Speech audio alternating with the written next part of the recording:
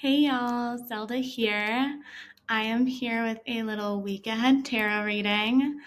Um, as you will notice, I am in one of my Halloween costumes. I'm dressing up a couple times this weekend to celebrate and just because it's fun. But I just thought I would do the video in the outfit this week. But it's not going to add or detract to anything, or maybe it will for you. Who knows?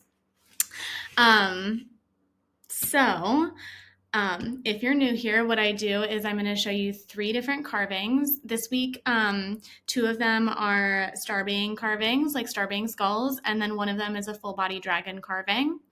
You're going to pick the one that is speaking to you, and then that carving is going to correspond to the pile that you chose. And then you'll go to the link in the description or the timestamp in the description, which will take you to the part of the video where your reading will start.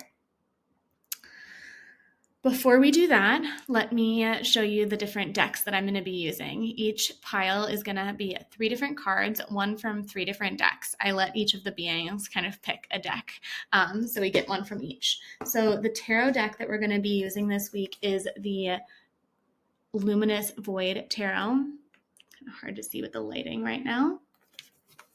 Love that deck. The second deck is going to be the Dragon Wisdom Oracle deck. And the third one is going to be the Points of View Oracle deck. And I'm going to be interpreting the message and then reading the little booklet that is in there. I don't usually do that. I'm not a big booklet or like following, prescriptive. I like to kind of just use them as ways to communicate, but I especially really like the book in this one. It feels really poetic, and sometimes the book is really an important part of the deck. And that's true for that deck to me, at least. Okay, so let me show you the 3 different skull options. The first one is Deirdre. Deirdre is, a little hair attached. Deirdre is a chevron amethyst, Rondonia amethyst from Brazil. She was master carved by Leandro de Souza. And so Deirdre is pile number 1. Pile number 2 is Susanna.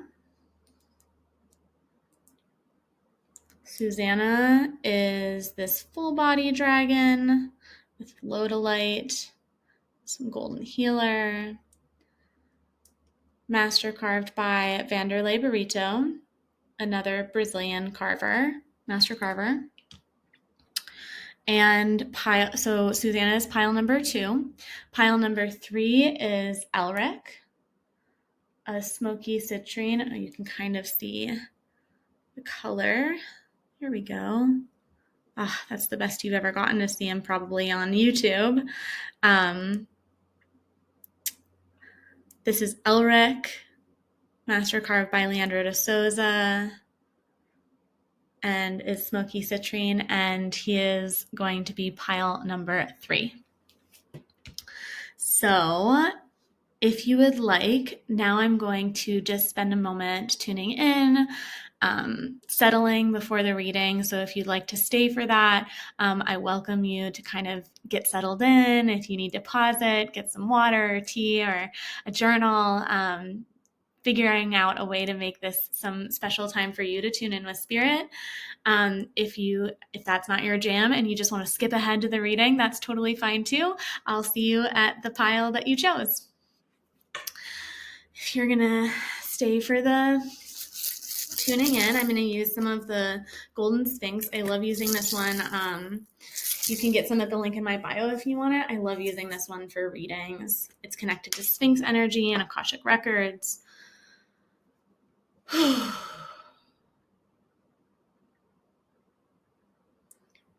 Now calling in all of my energy back to me, asking everyone who is watching this that their energy be called back to them.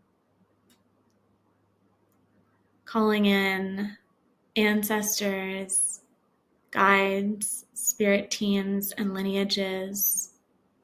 my own and those of each and every person watching this video, so that they may be guided to utilize their sacred power of discernment to know which messages are meant for them and which they may leave behind. Ask that Spirit use me as a clear channel to deliver the messages that everyone is needing to hear today.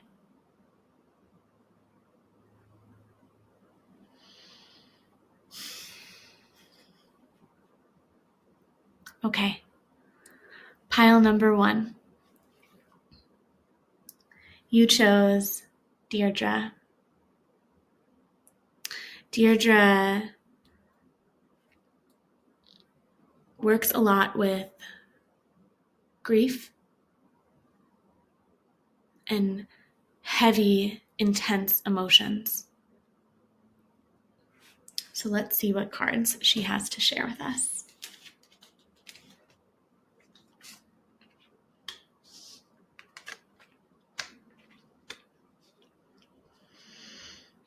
Okay.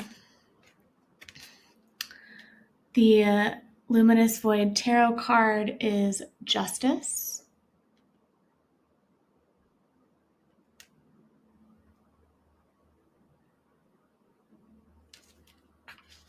The Dragon Oracle card is Temple of the Sun.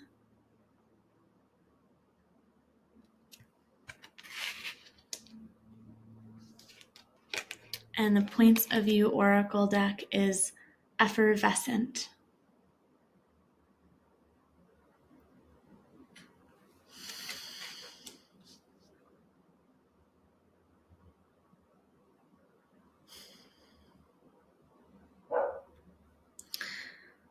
So particularly because Deirdre oftentimes works with really intense emotions, really holds grief and anger even, or frustration,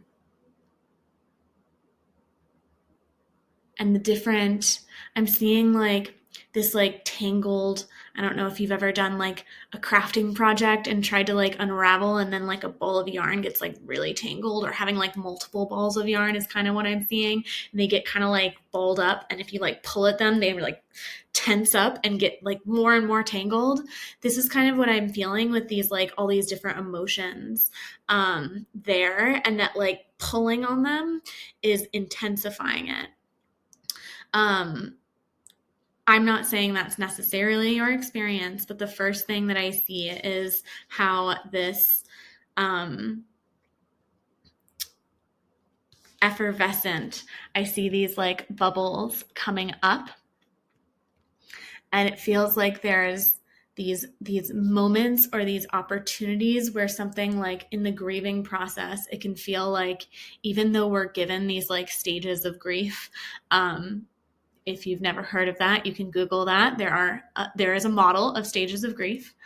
And it makes it feel like you move through these like steps and then like graduate out of your grieving process. But really, grief is so much more like this spiral process, or like where you kind of move through the stages and then another part of the stage and then cycle through. Or feels like another model is like it comes up in these bubbles where it like emerges, and then the intensity is there and then it kind of dissipates. But that there are more and more bubbles that can kind of come to the surface and come to light. And so there may be different bubbles that are emerging, asking to be addressed. I know that this is a time where it feels like emotions can feel really heightened. We are in this eclipse portal now where things can happen very quickly. It can feel very intense. The eclipse portal is this time between the first eclipse, which happened on the Scorpio new moon, and the last eclipse, which I'm not sure exactly what date that is happening. But we are in that kind of period where, a lot of people, myself included, take a little bit of a break from like really intense magical workings, because the energy can be really unpredictable. And the emotions are like rising and being pulled to the surface, almost like a toxin feels like it's pulled to the surface. And that's kind of what it feels like in some ways, is not that it's a toxin, but that it's arising to be felt, and that there's actually nothing else besides like arising to be released. With justice, I see this kind of ability or this vantage point that is maybe not perfect, but from like above and upside down, of like the way the scales are balanced.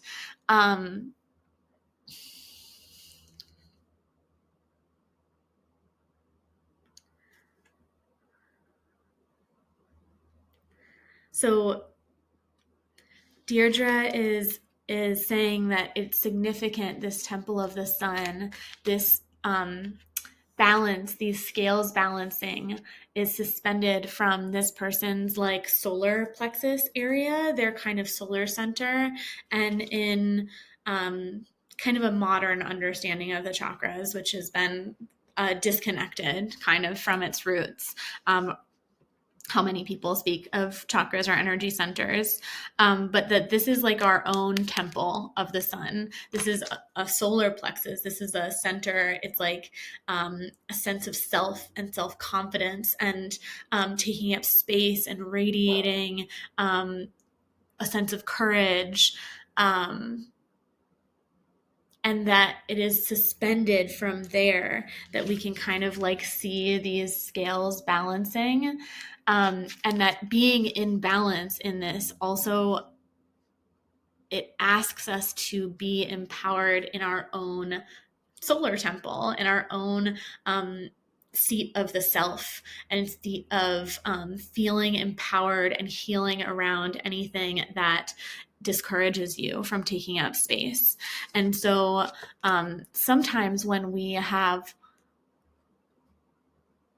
limits or things that hold us back from taking up space, that those are like wounds or things that need to be grieved or things that we are struggling with. And those can be things that, as we are seeing this kind of balancing, those things might come up to kind of emerge, and the scales might tip back and forth a little bit.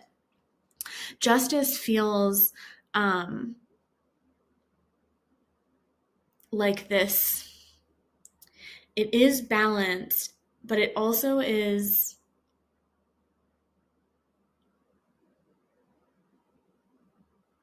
feels important to not limit this perspective of justice or of balance as a place that you arrive at, but rather a process that you are participating in.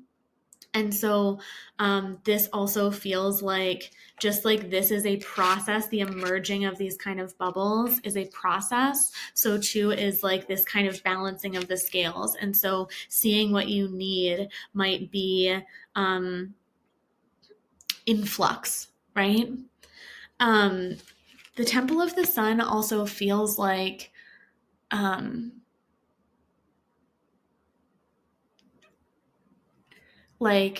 spending time with the golden, like with a golden ray, like this is sometimes referred to as like Christ light or Christ Sophia light, as Christ consciousness. This is not a Judeo-Christian religious thing, actually. This is very much like consciousness of compassion and basic goodness, I guess.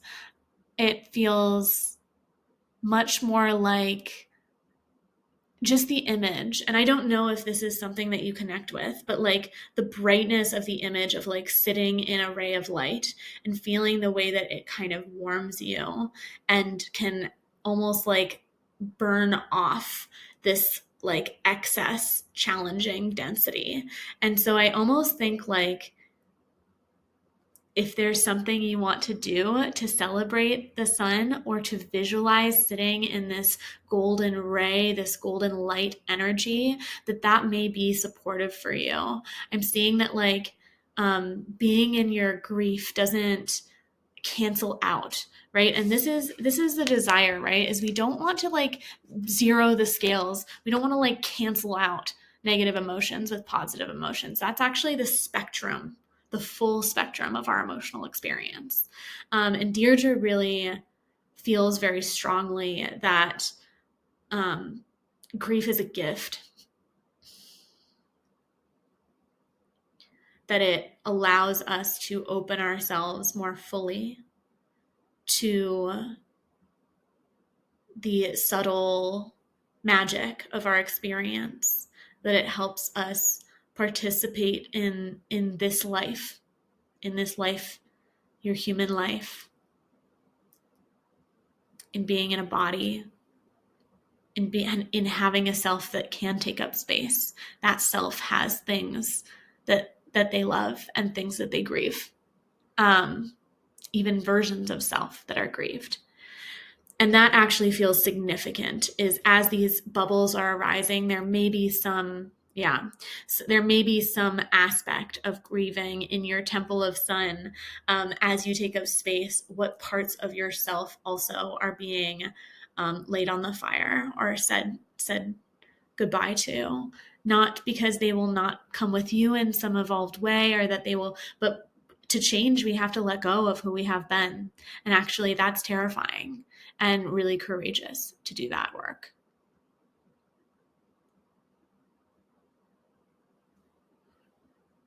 Okay, group one. That is your message for today. Thank you so much for being here. If you would like to connect with your own guide, I have some carvings with readings available on my website. I also have the Oramists, and you can also sign up for my free newsletter if you'd like to stay in touch with me in other ways. Otherwise, I look forward to seeing you next week at the week ahead. Up next, we have group 2. You chose Susanna. This is Susanna's first time doing a video with me in any way. She and I have been working together for a little while, and finally she felt ready. We don't oftentimes have like new carvings because we're still getting to know each other. We're not ready. But Susanna is associated with the Temperance card. And so I am curious to, oh my gosh, I didn't even flip these over. How wild. Okay, Temperance. What are the chances? I mean, I guess it's not chance in some ways, right? Okay, well, you got to see that in real time, how sometimes that just lines up. How wild, I guess, that it is not an accident that I felt called to tell you about her origin. Susanna is associated with the Temperance card, and Susanna means lily, and in the Temperance card, there are these lilies in the background. And Temperance very much, you can see on here,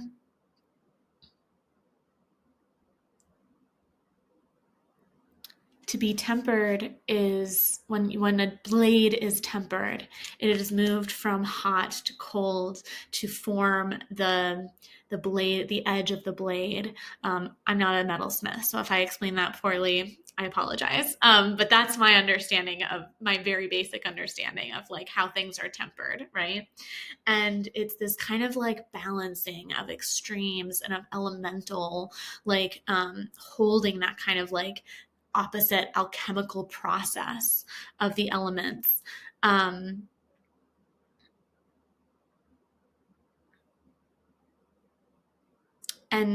lilies feel connected to this wisdom.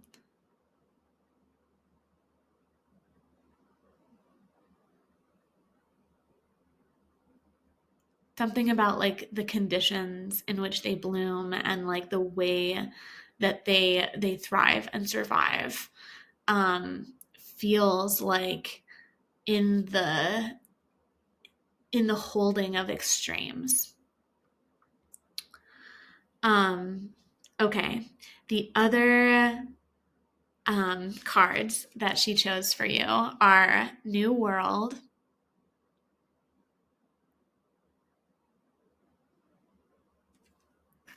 and Weirdo.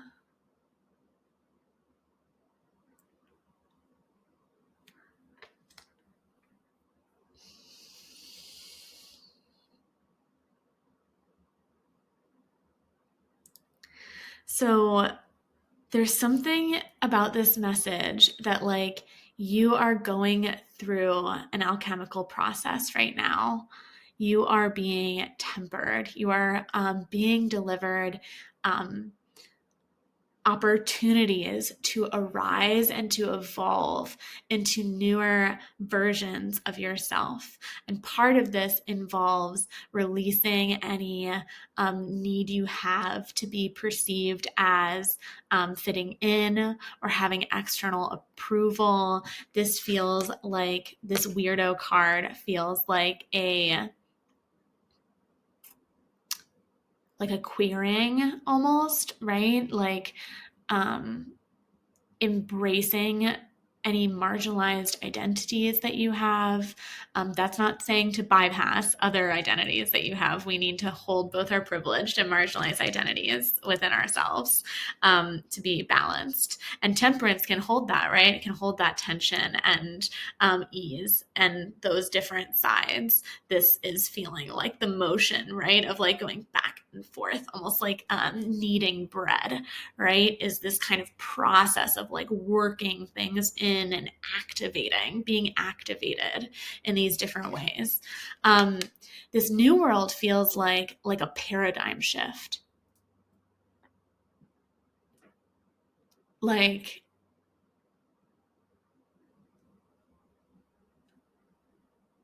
what happens when you open to these different parts of yourself is that you create these new possible futures that only they can imagine. And those are the futures that at least I know I want to live in, right? And those are the futures that we haven't even dreamed into creation yet. Let's read. I guess I forgot to do this for the last pile, but let's read what the Points of View Oracle deck has to say about Weirdo. I really like how they put it usually. Weirdo is here to let you know that it is time to let your freak flag fly unapologetically. You are perfect and unique. Stop apologizing and agonizing over not fitting in. Embrace your inner and outer weirdo. This world needs your point of view, your expression, your gifts, and your novel ideas. Weirdo demands you live fully in your truth from your soul's place of deep confidence and knowing that you came into this world perfectly and wholly as you were meant to. No more hiding, no more worrying that your unique way of being in the world isn't enough. It is time to live fully as your beautiful self, confident, expressive, open, and loving. You are remarkable and you know it. So this feels like an invitation, like a real invitation actually, to see like it is totally natural to want to fit in. I think it's really important that like there's a lot of people who say like the things that make you special are the things that like make you stand out. But actually like standing out, especially if you're younger, especially if you're in an environment that doesn't understand that, it can be kind of dangerous actually. And there are many ways in which we are punished explicitly and implicitly for being a weirdo or for standing out in the world. Many ways in which like I see these kind of horns, many ways in which we're like demonized, right? And this feels very much like embracing the like tenderness and the courage and the like stickiness of that growth process and learning to like reclaim. That's like the word that I'm hearing is like a reclamation of those kind of weirdo parts of self.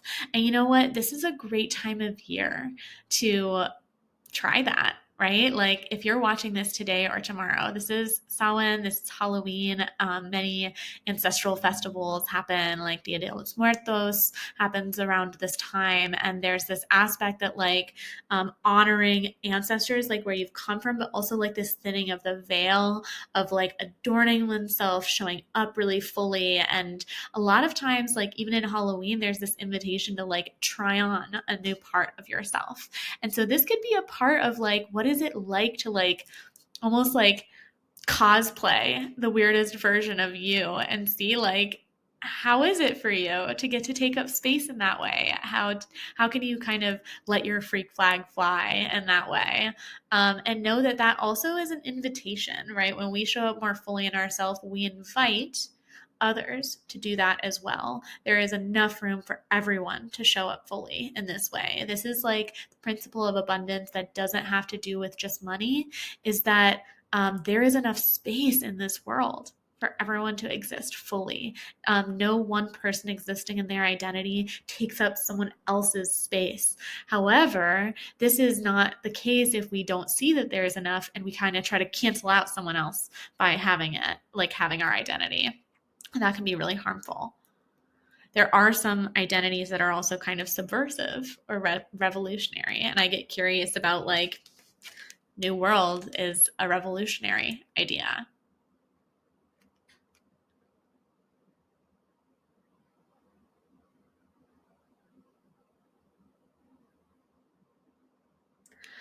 Susanna is also saying that like you can also, as you're embracing these parts of yourself, it doesn't have to be such an effort. Like you don't need to effort this process. Like you are being tempered. You are not needing to like expose yourself to these different extremes. Like you are likely already having some version of this experience of being exposed to these different extremes. And so it feels like an opportunity to see the wisdom in that and be reaping the benefits of that.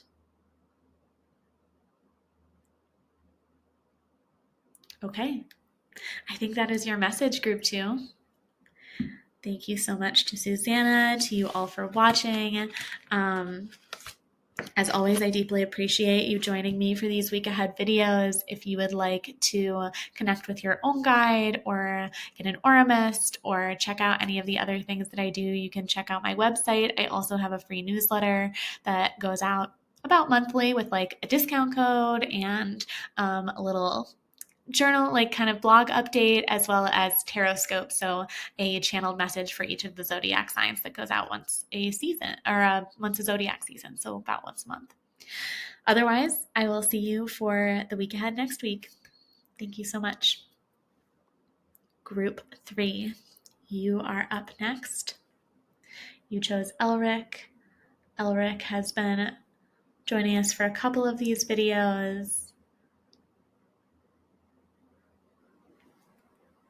He is an elf king. Let's see what wisdom he has to share.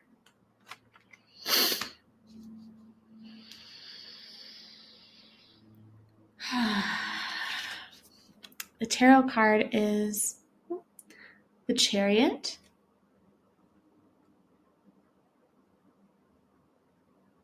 It's kind of hard to see, but you can kind of see the full thing there. The Chariot. The Dragon Oracle, Dragon Wisdom Oracle is Death.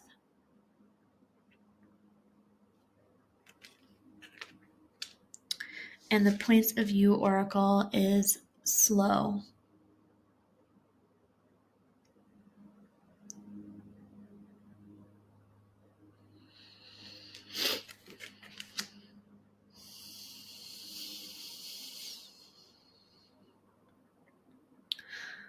The Chariot card feels like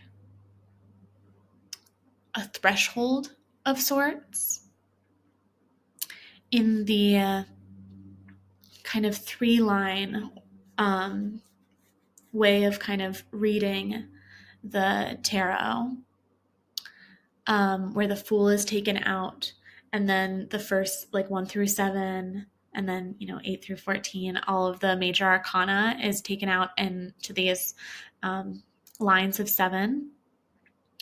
The chariot is the end of the first line, which is kind of like the development of like the I or the self identity. And it's also the end of the first line, right? It feels like there is something celebratory, like graduation of sorts. Not that you are having like a literal graduation necessarily, but there is this kind of quality of like completion in it that can be celebratory, and that it like carries you over into the beginning of the next line, which is the kind of journey into the underworld. Or the unconscious. And with this, it feels like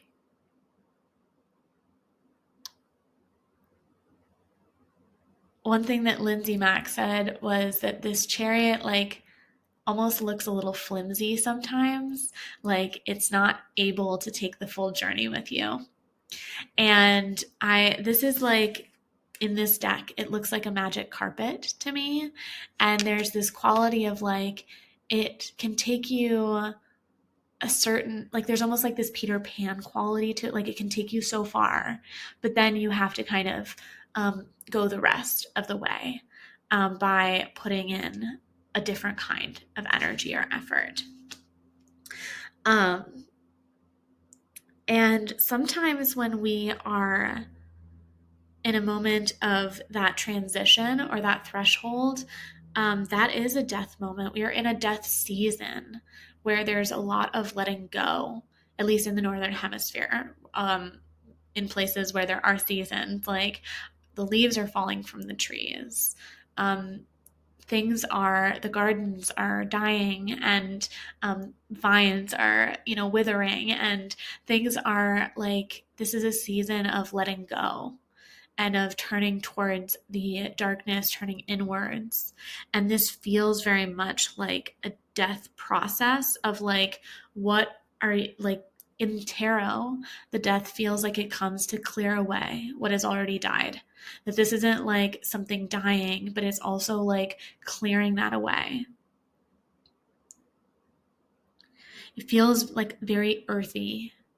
Like this dragon feels very earthy to me, and it feels very like being in this seed or something of like letting go of like a shell or something so that you can grow. And with slow, one of the things that Elrich said is that, comparatively speaking,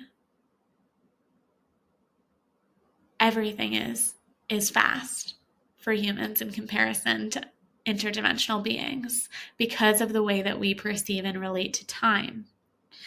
And this quality of time being something that can dilate or expand and contract, right? That it can go really quickly sometimes and really slow other times. And that this perception of something moving slower, like being in a part of like a lesson that we're like, oh, I just wish this would like hurry up. I wish it would move along. It's moving too slowly, right? That this is a perception that actually connects us to the fluidity of time, and that actually allows us to see a truth about time, which is that time is not a objective experienced construct, right? That the experience of time, because time itself is actually in flux and is not so linear. And so this perception feels like a reminder to connect to that slowness and the gift and the reason that slowness exists. That like in those moments of intensity or of letting go, that can like span on, because there's a lot to kind of soak in those moments, or there's a lot to learn from those lessons. And that equally so, we can work with it. We can intentionally work with time through like a meditation process. I don't know if you have a meditation process if you're watching this, but I have had one consistently at points in my life and not at others. So no shame if that's not the case. But if you set a timer and meditate for something small, like 5 minutes, right? 5 minutes a day. 5 minutes can feel like the longest 5 minutes, like it can feel like hours, or it can feel like you set the timer and then it goes off. And this is one way that you can experience time in that way.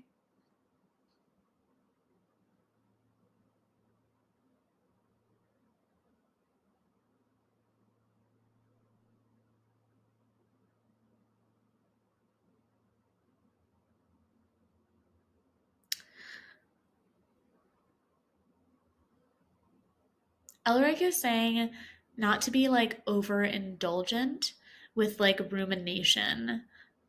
This is interesting because like with death and letting go, sometimes we can like fixate on something because we like want to keep it. It's like we grip onto it so hard that we can't like pull. It's like those finger traps, right? Where like you pull your hands out, you can't get them out, right? And like it reminds me of like if you put your finger and you grip it and you can't get your hand out, but you could if you just like let go of that. And that sometimes this like resistance can actually create that slowness because we're actually creating this like stuckness for ourselves. And so he said that like part of this is like not being overly attached, like working to like release. What are your practices of releasing, of letting go, of like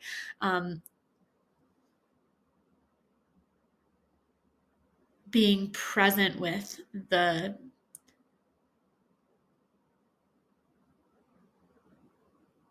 I'm seeing an image of something like descending in water almost, and that like it can be like tough to go down, like going back and forth, or it can like kind of go quickly. And so the way that we hold our own structure can actually help with this letting go process. That was perhaps a little unclear. Why don't we look at the booklet and see what it says for slow?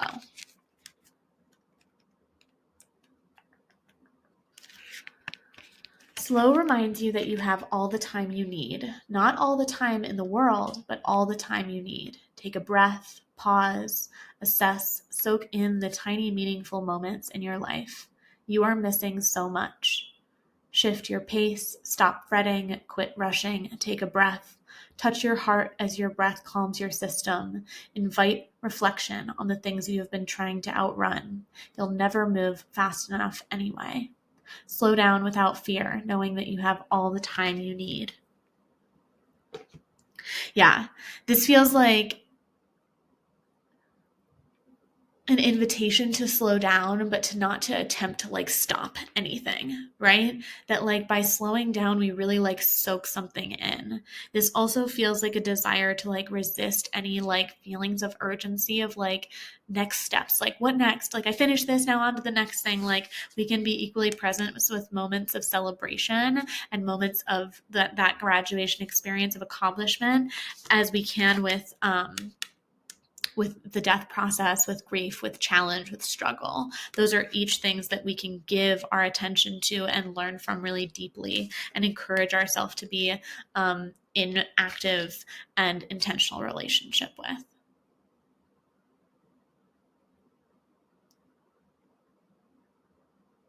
Okay. Thank you, group 3. As always, I deeply appreciate you. If you would like to connect with guides of your own, I do have some carvings available on my website. I also have some of the ormus, things like that, and put some things up there sporadically.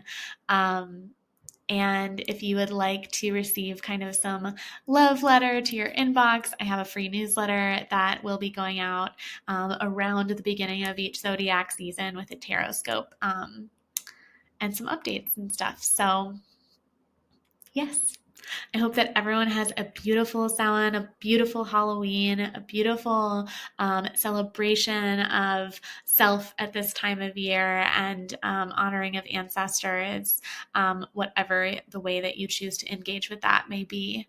I look forward to seeing you next week for the week ahead.